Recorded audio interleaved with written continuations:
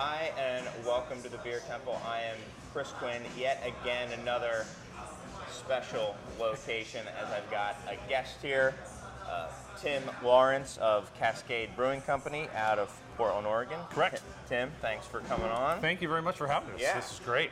So, we were talking a little bit as we were getting set up, and I was quite surprised to hear that Cascade's got a pretty prominent distribution footprint across the country. Can you talk a little bit about Cascade, kind of the origins of them? And Absolutely. Yeah, just take it from there. Cascade Brewing has been around since 1998. Started by a gentleman named Art Larrance, who was one of the pioneers of the craft brewing industry. Back in the early 80s, he helped start Portland Brewing Company. He, and along with some other key individuals in the industry, the Widmer brothers, the McMiniman brothers, all lobbied the state of Oregon to help change the brew pub laws in 1982, which allowed people to have craft breweries and brew pubs. Mm-hmm. And that was really significant. That in 82? 1982. Wow. And so in 1984, he started Portland Brewing Company. He later left that and opened up another place where he always wanted to have kind of a family restaurant pub. And in 1998, he opened up what was called the Raccoon Lodge. And that was a restaurant with a beautiful 10-barrel brew kettle. Okay. And they were making some really, really nice ales and specializing. They had some porters and stouts, but it was mostly in the pale ale category. Yeah. They all of a sudden the hop race kind of came into fruition, in the 2000s, and it was, let's see how big, how hoppy we can get. And with a 10-barrel system, it really wasn't feasible to be able to participate and play in that game. And so his brewmaster, Ron Gansberg, who was with Portland Brewing Company before that, and he was one of the original breweries for Bridgeport, which is another brewery in Portland. So he's been in the industry quite a while as well. He had a big wine background, and at that point he said, let's take a look at what's going on here in Oregon. We have a great wine industry, so there's a lot of empty barrels or barrels that can be used, and there's a lot of amazing fresh fruits. Blueberries, strawberries, apricots, you name it. Oregon's got a plethora, or the Pacific Northwest is a plethora of great fruits. So they said, let's start playing around with some barrel-aged beers. And fast forward to 2007, they started really making some nice sour beers. They entered the Great American Beer Festival with a sour beer in 2007, and it was the Creek. Yeah. And Creek won. Kind of the first beer I think a lot of people had heard of from Cascade. Yeah, and that was kind of their big one. In 2007, they entered it in, GABF, and it took a silver. And all of a sudden they're like, whoa, I think we're onto something here. 2008, they entered into a category that had 45 entrants at that time, the barrel-aged sour category. That category last year had somewhere around 150, I think. Yeah, it was huge. It's just amazing amount. But that year in 2008, they took a gold medal with the Bourbonic Plague and a silver medal with Vlad the Impaler. Okay. And so those two beers, again, took Cascade from here to here and put them on the map.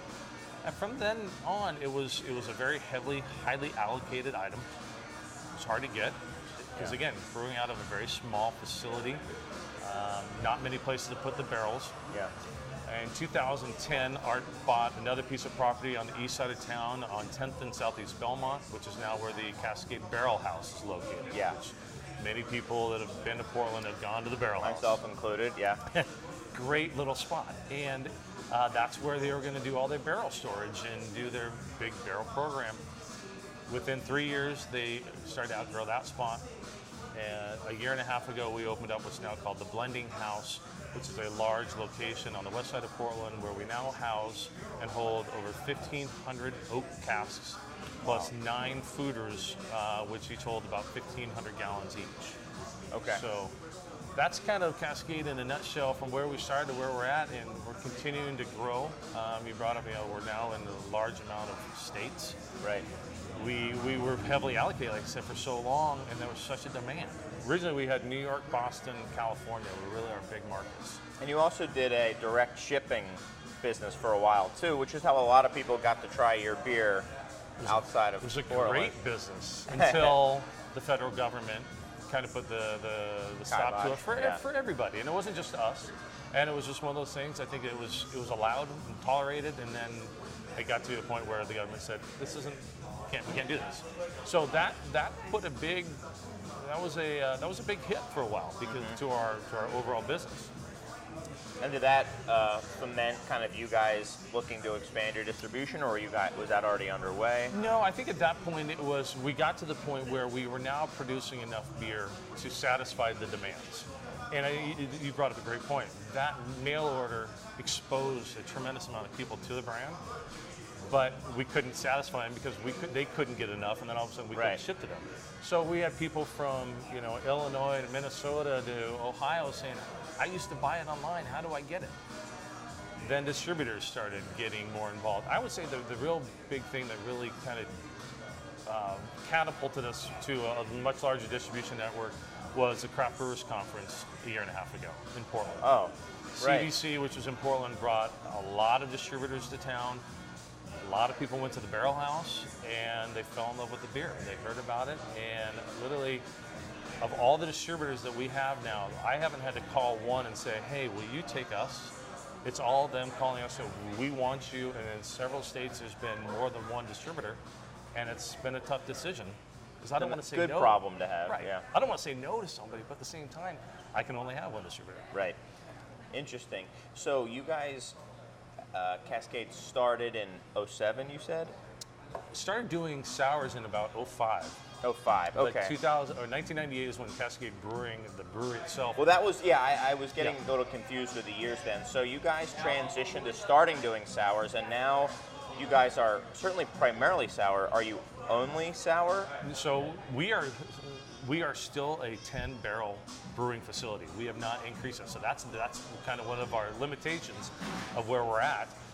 But we do about 90% is all sours. We do some phenomenal non-sours that our brewers at the Raccoon Lodge have been working on. Some pale ales, some black and white stouts, some sessions, some really, really nice stuff. But we don't have the capability at this point to distribute that. All right. Does it get packaged, or is it all? Just in draft. Okay. But I talk with them all the time, and we have some great beers that I'd love to take out. We're now so focused on our sours. Yeah, I've known you guys as pretty much a primarily sour only brewery for forever, until right now. I didn't think that you guys did anything other than sour beers, and it sounds like you do, but it's pretty much for the local scene. It is all for, like I said, it's in one of our two pubs at either the Raccoon Lodge, which we're changing the name. It's going to be the Lodge at the Lodge at Cascade Brewing, and then the Cascade Barrel House. And so, but if you go to either one of those locations, you'll be able to taste anywhere between 3 to 5 different non-sours that I would put up against a lot of other beers out there, but we're not there yet. Right. So in 2005, the sour landscape was really different. I mean, vastly different. Like you said, Belgian even 3 years, that and maybe a few California-based sours and maybe Jolly Pumpkin, and that's probably about it in the country. I mean, I'm sure I'm forgetting some people, but.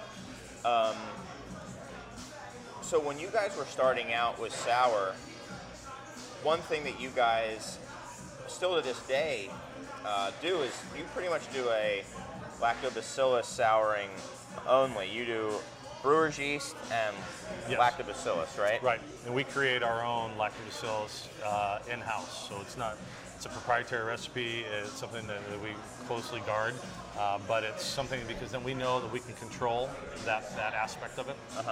Yeah, so that was going to be my next question. Why is it that you guys have only used lacto? And also, am I right in that you guys only use Saccharomyces as well? You guys don't do any Brettanomyces beers either? Pretty much, yes. Okay. And the reason is just because you want to control the end product? And that's what's worked for us. Yeah. So again, we've got a group of, I call them kind of crazy mad scientists. I mean, the guys at our blending house that are come out with some amazing combinations of different beers, and they know what they want to, what the outcome, what they want to get to, and I think we want to try and stay as consistent as possible as well too. And one thing, knock on wood, there's a lot of other breweries that over time have had to maybe dump product or it wasn't really where it's at.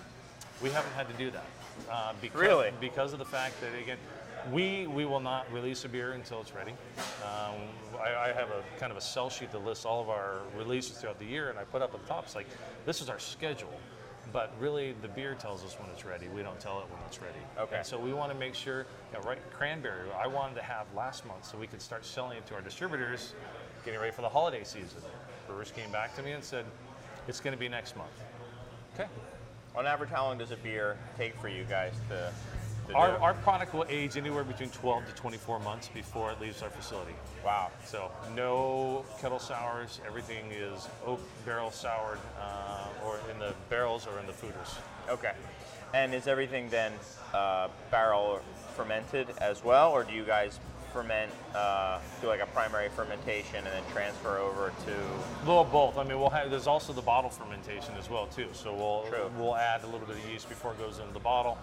Then it goes into the warm room, starts another kind of secondary fermentation, and additional alcohol and CO2 is. One other thing that I think separates Cascade from a lot of other sour breweries is, this one I'm looking at right here, 9.8% alcohol, 9.3% alcohol.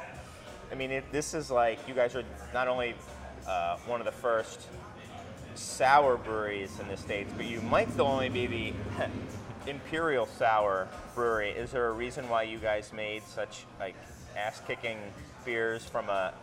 No, because I mean we have quite a few that are in the 7s as well too, and it just depends on what type of Play-Doh or because we've got we make 3 different types of blondes. We have a lower Play-Doh one. We've got probably in the 14 to 15. Like kind of base beers, right? And then blending. We've got a 18, 19. Then we've got a 21, 22. And so or higher, and so it's some of our bigger beers, which we have right here, we are using some of our stronger blondes and stronger reds. However, we do have some lower wheats and our blondes, just our base blondes, that some of our best beers are from. Okay, yeah, just something that I had always been of note that I would look like, oh my gosh. Well, 12%. the Bourbonic. I mean, some of them are like really high. Bourbonic, I think it was 12 or 13. And so there's some. You're right. There are some big beers. Yeah.